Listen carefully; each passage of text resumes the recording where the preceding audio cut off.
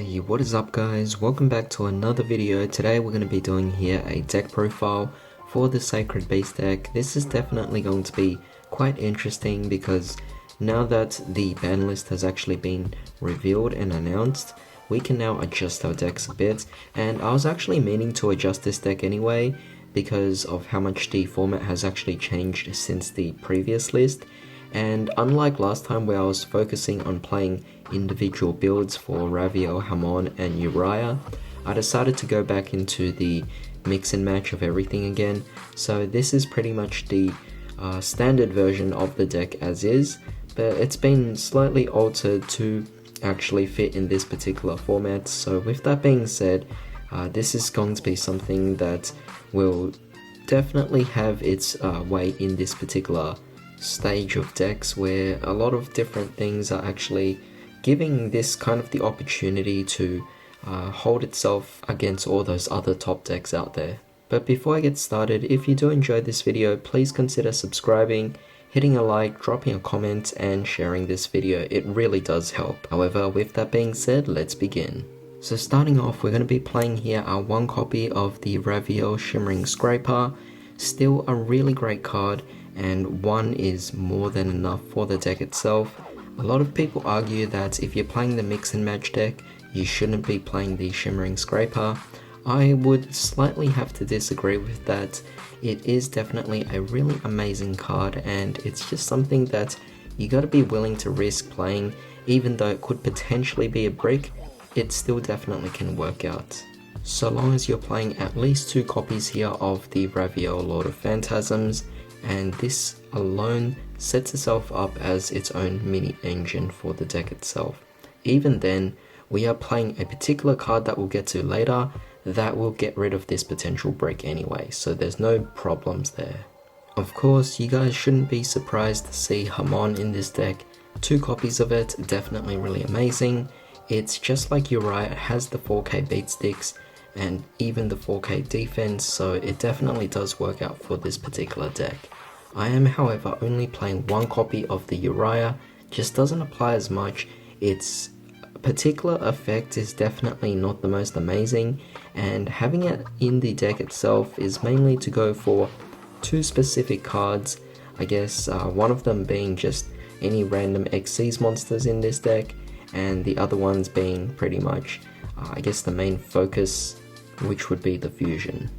Of course, for staples, we're going to be playing here the 3 copies of Dark Beckoning Beast and the 3 copies of our Chaos Summoning Beast. Both are still really amazing, pretty much adds what you want, pretty much summons out what you want. There's nothing else to say about them, they're just really crucial at 3 copies. That goes without saying that we're playing here 2 copies of the Dark Summoning Beast. You don't need 3 copies, it is technically its own card that may act as a brick because it is a level 5, so it is slightly harder to summon, but not so hard as long as we have opening of the spirit gates. However, we're also playing here the 1 Chaos Core, just because the Chaos Core is still an available option in this particular deck. I wanted to include it at least, but I'm not going to include any extra copies. We are playing the bare minimum in this deck to maximize every potential that this deck can have, but at the same time not playing an overload of an amount of cards that it would potentially just create unnecessary bricks to dismantle the core strategies within our deck. To facilitate more rank 10 Xyz summons, we're going to be playing here 2 copies of the Exodius. Definitely amazing, really easy to summon out, and definitely just does the job for you. We are also going to be playing here 2 copies of Radiant. Radiant is the kaiju I decided to play because it is a dark monster, which definitely gives it a bit more flexibility in this particular deck. Even though it is a 2800 beat stick, it doesn't really matter. All of your sacred beasts are going to be big beat sticks themselves anyway at 4K.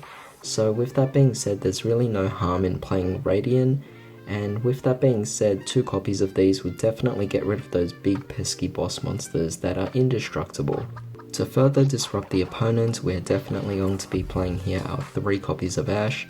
It pretty much stands itself, it doesn't really need much of an explanation. You could play any other hand traps as well, I just prefer to play Ash because I believe it's the one that suits this particular format the most. As for the spells, we're going to be playing here 3 copies of our Opening of the Spirit Gates, absolutely crucial card for the deck, and it's something I definitely encourage you play 3 of. As for the 2 ofs, we're going to be playing here the 2 Fallen Paradise, also really amazing, however you don't need too many of them. They can luckily be searched out, so there's no need for you to waste space by playing a Terraforming. And of course, we are playing here the 1 copy of Dimension Fusion Destruction, absolutely amazing card for this particular deck. Of course, it goes into the specific cards itself, so with that being said, it is something that I wanted to include there, but there's no need to play any more than 1 copy. Now, since we are going for these particular fusion spell cards, I may as well also include here the Instant Fusion as well. Definitely a fantastic card for the deck, allowing you to pretty much bring out an easy monster to potentially link climb.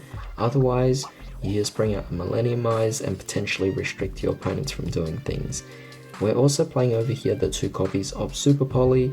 Again, it's one of those fusion cards that you could actually search out via the Verte Anaconda, so why not? 4 particular targets for Verte Anaconda, what could go wrong? This might seem a bit more generic, but again, I did wish this card came back to 3. That would be the Cord by the Grave, definitely a fantastic disrupt. This card will pretty much always remain in every single deck, and hopefully one day it does come back to 3. Now in this particular build, I decided to play 3 copies here of Allure of Darkness, and I'm playing 2 copies here of Pot of Acquisitiveness. Now with the Dimension Fusion Destruction, we're potentially banishing off 3 of our Sacred Beasts. We're also banishing a bunch of Dark Monsters. This is why I was playing Radiant and Exodius. They're both Dark Monsters, maximizing the potential of the Allure of Darkness to actually draw more cards and have at least the Dark target to get rid of. However, we don't have to worry about getting rid of our Dark targets. We can get rid of anything we want without any fear, without any worry, because we are playing the Pot of Acquisitiveness to potentially return those cards from the Banish Zone back into the graveyard or the deck. To end things off with the trap cards, we are definitely playing 2 copies of the Awakening. I decided to play 2 copies because there's no need to really play 3, it is a continuous trap after all, so it will stay on the field, but I play the extra one just in case the opponent may destroy it. However, 2 of them is definitely more than enough for you to potentially lock down your opponent for you to pull off your big combos to end the game. And finally, we're going to be playing here the 1 copy of Skill Drain. All of your Sacred Beasts are already big beat sticks, there's no need for you to actually do anything with their effects, so having the Skill Drains out there is definitely going to be really fantastic to lock out your opponents. Now as for the extra deck, we're going to be playing here obviously our armor tiles, 2 different ones of course, giving you a bit of variety for whichever one you actually prefer to go to. However, you only need 1 copy of each at the very max anyway, because you can really only go into 1 of them, though if you do manage to get into 1 of them, it's guaranteed an OTK.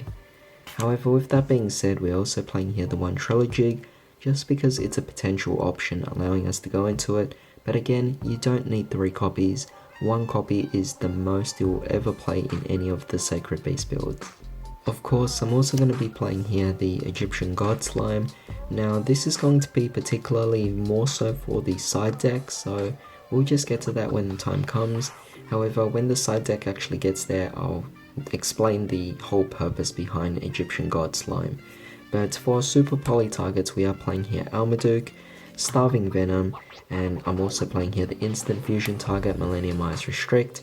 Definitely really amazing here, all of these cards definitely are my preferred options, so don't limit yourselves to just these, definitely play whatever you guys feel is most suitable for your particular style of play. For XCs, we're going to be playing here a Libe, a Gustav Max, as well as Dora. Definitely really amazing, of course, they all definitely do an amazing job at actually just bringing out a huge whopping amount of damage, which is definitely quite significant for this particular deck to OTK. Of course, some Link monsters to actually facilitate some plays for this deck. Giving us piercing damage, we have Pentastag. We also have here a Nightmare Phoenix, getting rid of pesky spells and traps.